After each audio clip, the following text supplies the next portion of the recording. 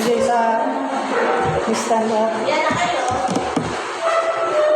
Ito sa mga Catholic, please sign of the cross.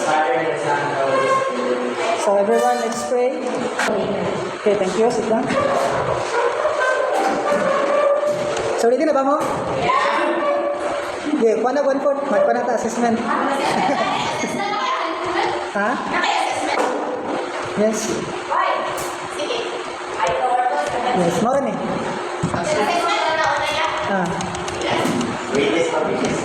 So kanya akong report, under ano siya sa Foundation of Arts. Last meeting Foundation of Arts, ngayon niya ba? Sabi ko. So like, hindi siya, ano ako, Foundation of Arts. So kanya topic is Foundation of Arts. So ako na isa, group 3. So, everyone, please basa sa atong learning objectives.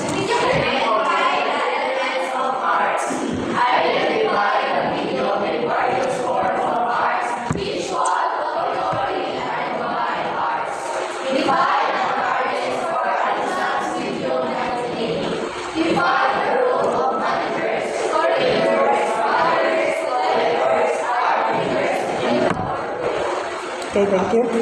So start the elements and form of arts. So elements of art are basic components of building blocks that artists use to create artworks. They have structure, organize, and give meaning to artistic expression. So elements, kung magtanaw ka sa isa ka art, kung isa natin makita, muna siya ang elements ka na, for example, kaning lines, color, shapes, texture, form, space. Example, kaning picture. Makita niyo yung curve siya, muna siya sa isang element, curve line. For example, kaning shape ng circle, muna siya sa element. Kaning color, yung spacing, muna siya ang element.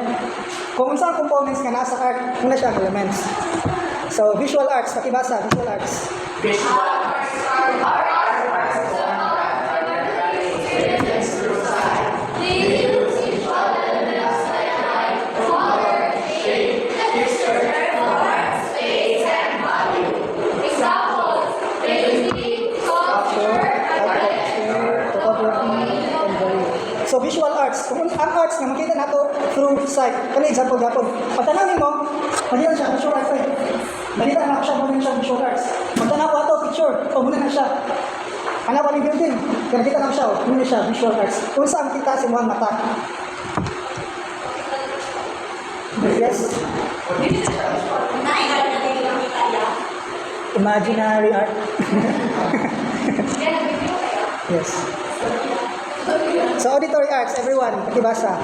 Our arts are experience through hearing. They use sound elements such as material, melody, harmony, tempo, and dynamics.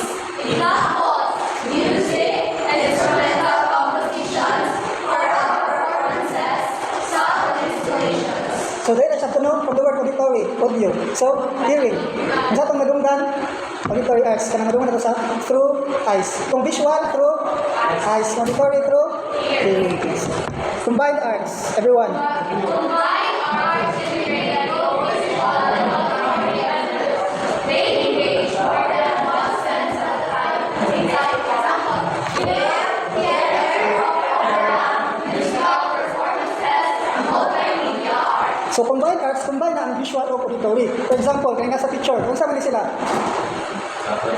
Yes, they perform. Kung sa opera. So kung magtanong ka opera, di lang sila gasing, but gamove sila. Di ba kay dancing, kay art man ang dancing?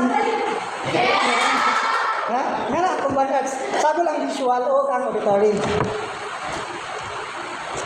Next, content in arts. The content in arts na siya local level. Factual, conventional, and subjective. Let's start with factual. Pakibasa, factual meaning.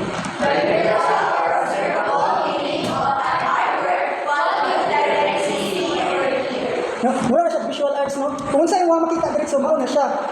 But sa factual art, kung saan yung makita, kung saan yung direct na meaning ginahatag, mauna na siya factual art. Example, pagdala yung picture, kung saan yung makita? Bata na unsa? Diba? Muna siya, pagdala yung bata, nagdula. So wala na siya giving meaning na tanaw na ito. Kung saan direct niya makita. Gets? Next, number 2. Diba sa? The symbolic or cultural meaning based on shared understanding within a society. So, kanang art nga naay meaning. For example, kung mag-anak ko, kung saan kasabot? Peace. Kung mag-anak. No? Itong art nga, kung magtanaw na ito, nga siya meaning. Kani nga meaning, hindi na kita kasabot. Daghan makasabot, tanan makasabot. For example ani. Kani unsay meaning ani? Thumbs up, yes, unsay meaning sa thumbs up? Approve, okay, good, di ba? So kani. Kung makita mo unsay meaning? Love, peace, Holy Spirit, good. Okay. Love you, yes. No, pag makita mo niya, na siya meaning nga ginahatag sa tuwa, but kanina nga meaning, dili na sa tuwa, but a shared meaning sa community. So, kanan ka makasabot. So, for example, ilang example, kanang flag. Di ba, ang color sa flag, kasabot isa sa blue, sa itong flag. Is ang red. Di ba, na siya shared meaning sa tuwa. Yan ang conventional meaning. Next, subjective meaning.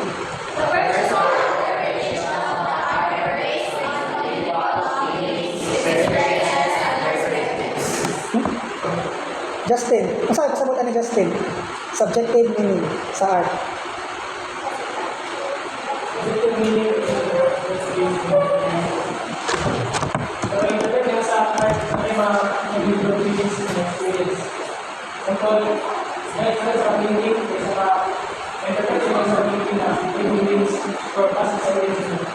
Okay, tama no? So, subjective art is, ang meaning is mag-different. Lahat ng interpretation sa meaning. For example, kani, sa kuha, kani siya, ang meaning kani is a lonely child. Na lonely child lang. But sa inyo ha, it might mean different. Clint, kung saan kayo mong pag-panan eh? Pag-interpret ano nga picture.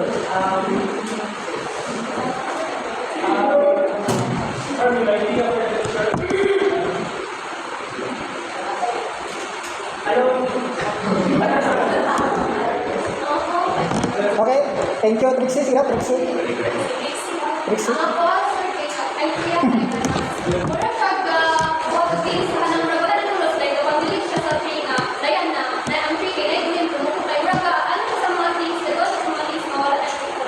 Okay, thank you. How about diri nga side? Active ka diri nga side. Diri nga side. Si Tanbay, si Julian.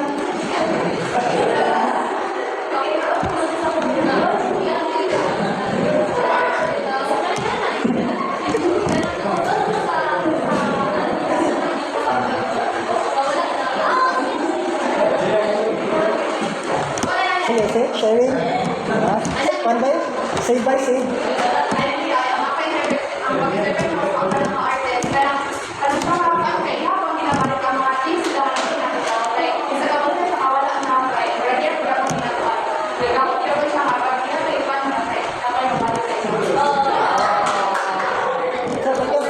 Na-notice niyo ba, lahat ng interpretation mo, muna subjective meaning. Lahat na interpret sa usang art. So next is the medium, technique, and production process. So art medium, art technique, and production process. So pakibasa sa medium, everyone.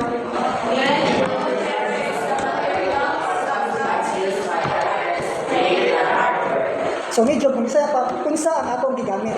Ba? Material, substance, kung saan atong gigamit sa art. For example, sa visual arts, ang gigamit, oil paint, acrylic, clay, charcoal, sa auditory, voice, guitar, piano, and combined arts, camera, digital editing, and stage lighting.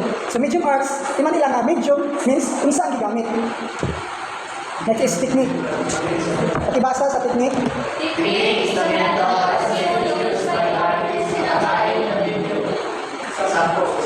Brush, painting, carving, sculpture, vocal control is singing, film editing is. So technique ang method. Kung ang medium kung saan atong gigamit, sa technique giunsa nato paggamit. Kana lang simple ra siya. Medium kung saan gigamit, technique giunsa paggamit. Okay? Yun na siya kanon. Next is the production processes. So kaya siya, naa siya 3 stages. Nakibasa sa 1, 2, 3 tanan. Pre-production, planning stage, production, output creation stage, post-production, finalizing and refining stage. No? Pre-production. When you heard the kanang pre, unsa kanang pre gali? Yes, before no? Pre-production, before pa siya. So, kaplano pa ka kung saan mong buhaton. Planning stage, concept, script, design. So, kaplano pa ka kung saan mong buhaton.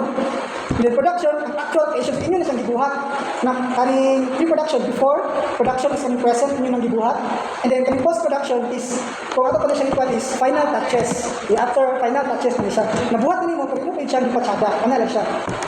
Finalizing, pre-production, before, production, present, post-production, final touches, or after. Artist and artist. So, familiar mo, ani? Yeah. Or naging familiar, ani? You know, Artists and artisans. So, pakibasa. Artists. An artist is a person who creates art primarily for creative expression, communication, or aesthetic purposes. Example, Ayun na. painter. Next, artisan. Artisan. An artisan is a skilled craft person who creates functional or decorative objects using traditional techniques. So, any idea, Matt? Yes? Ang idea sa bagay, ang difference sa ila, when the artist expresses the emotion, the artist san mag-create siya atun that can be used. While for example, ang artist kay decorative ang inibuhat, wala siya mo ang artist. Ang artisan kay kanang use, for example, chair, vase. So, thank you namin, mo. Yes, sir. Sabot mo naman siya, discuss na itong niagi. So, the relationship between artist and artisan. Both require creativity and skill. Some artisans are also artists because their crafts expresses culture, identity, and creativity. So, kaning artist o artisan, importante ni sila kay both sila ga-shape sa culture sa tuang society. So, dili lang siya basta artisans lang, artist lang. They have a shared understanding. So, parehani, a traditional weaver creating intricate indigenous textile. So, kanang gawin siya, example, kanang murag banig lugar. So, dili lang siya basta artisans, nag-weave lang siya. But kapag yung weave, naa siya meaning, naa siya pasabot. Maybe, ano nila, kanilang tradition, silang culture. Tingnan na siya. Okay na? Question? So, the art world, roles and function. So, sa art world, ideally na dahil siya arts, artisans, creative thinking, critical thinking, painting, colors, na po ay mga professional na jobs. First, manager. Manages the business and the promotional side of an artist. So, si manager, siya ang ga-promote sa kaning art sa artist. For example, siya ang mag-promote like police sa social media. Yang ita magmata siya flyers sa social media, mag-post or personal. Nga ito, nga para ang kaning art sa artist ma-known, may balaan sa mga tao. And curator. Selects, organize, and interprets artwork for exhibitions. Familiar ba may curator na word? Madali kita familiar ba? So, curator from the Latin word cura, C-U-R-A, nga na lang. The Latin word cura, pasabot to take care.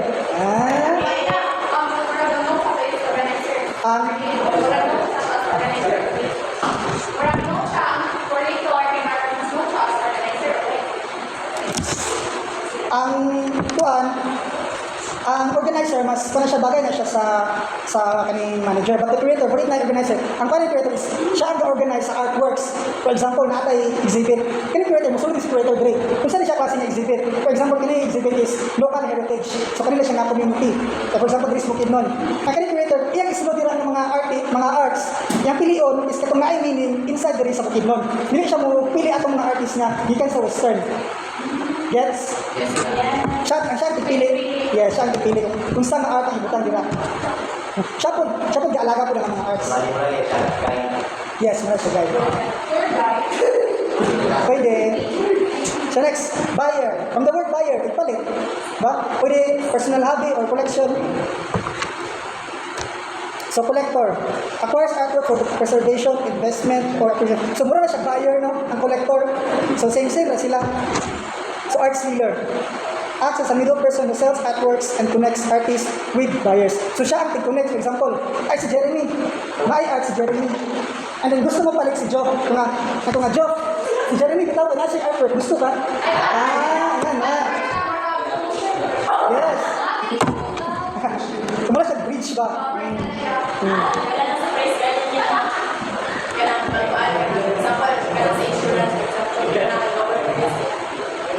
Wala pa na? Yes. Nagets? Question? During a part? Na question during a part? Wala. Next is so events, ano siya? Exhibit. Art events and exhibitions are organized presentations of artworks. So kung aha makita ang arts, kung sila, kung ano makita ang arts? Museum, art fairs, cultural festivals, gallery openings. So gawon, discuss ang gapon niyo. Say kami sa gama ba gali? Gawad sa mamilikan ng bayan. So, a national award ng Philippines that recognizes traditional artisans who preserve indigenous crafts and cultural heritage. So, national artist, the highest, kabulong ng tanong. Next. So new trends and practices. So karon sa modern ato ang new trends. Modern developments in art influenced by technology, globalization, and social change. So digital art, familiar na tani. AI generated art, familiar na sa tani. NFT art, non-fungible tokens. So for example, kani siya nga artist, parang business sa digital art, gapon siya but in business. So kani for example lugar, si Jock, nasa picture siya kagalingon. Yeah. Iyan ang gibutang sa internet. Kaya pagbutan sa internet, iyang gipatatakan ng NFT. Pasabot, ako nga picture siya, rin ang iya ato. Yes. Nasa yung unique code. Yes, Unicode name. Kana siya, iya na siya, dili siya makawat sa uban. At kana siya, pili na siya magligya. Kung ka-promote naman ka. Depende ka sa product kung gibot niya ng NFT o dili. Kaning NFT art, dalawa ko rin sa kanal, free rin siya sa kanal. However, gapan siya, ga-generate siya money. Isama ko picture ni Jock, nag-search ko sa Google, Jock, ipili na ko yung picture ang gamit. Ito, ang pili na ko siya, naka-generate mo siya money dahil. Basta inong patatakan ng NFT.